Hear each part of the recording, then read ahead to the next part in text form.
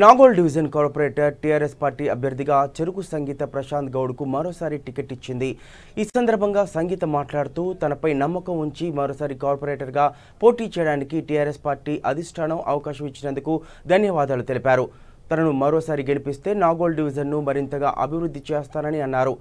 Car గుర్తుకు vote వేసి తనను గెలిపించాలని కోరారు.